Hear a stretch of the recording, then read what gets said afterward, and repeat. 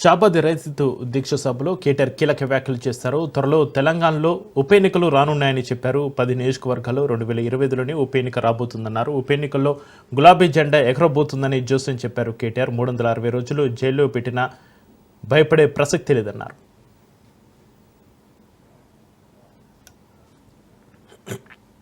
సంవత్సరమైనా ఇయ్యనందుకు మొత్తం ఆడబిడ్డలు పెట్టాలి. రేవంత్ రెడ్డి మీద చీటింగ్ కేసు, రాహుల్ గాంధీ మీద పెట్టాలి చీటింగ్ కేసు, కాంగ్రెస్ వాళ్ళ మీద పెట్టాలి గ్యారంటీలు అని చెప్పి మాట దన్నినందుకు కేసులు పెట్టాలి. ఓట్లప్పుడే సురుకు పెట్టాలి. మళ్ళా ఓట్లకు వస్తారు. ఎక్కువ దూరం లేదు, చేవెళ్లలో తొందరలోనే ఎమ్మెల్యే ఎన్నిక కూడా మళ్ళా కాబోతున్నది, ఉప ఎన్నిక కాబోతున్నది. మీరు గెలిపించిన ఎమ్మెల్యే మీరు కేసీఆర్కే ఓటేసి గెలిపించిర్రు. కానీ ఆ ఎమ్మెల్యే ఏందో గాని రేవంత్ రెడ్డి సంకలది వచ్చింది. ఇప్పుడు ఎందుకు పోయినవా అంటే అభివృద్ధి కోసం పోయినట్టు. ఎవరు అభివృద్ధి కోసం పోయినావు? నువ్వు ఏం అభివృద్ధి చేసినావు ఈ సంవత్సరంలో?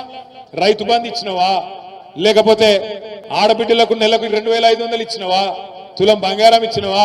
చదువుకునే పొలగాళ్ళకు స్కూటీలు ఇచ్చినవా? నువ్వు ఇచ్చిన మాట ఒక్కట నిలబెట్టుకున్నావా? ఏం అభివృద్ధి అయింది ఈ సంవత్సరంలో? ఉన్నది వీకింది. కాబట్టి నేను అంటున్నా, రేపు ఎలక్షన్ వస్తుంది. ఎలక్షన్ వచ్చినప్పుడు చేవెళ్ళ మాత్రమే కాదు, రాష్ట్రంలో 10 మంది ఎమ్మెల్యేలు ఎవరైతే పార్టీ మారినరో 2025 సంవత్సరంలోనే ఆ ఎలక్షన్ కూడా వస్తుంది. మీ చేవెళ్ళ ఉప ఎన్నిక కూడా వస్తుంది.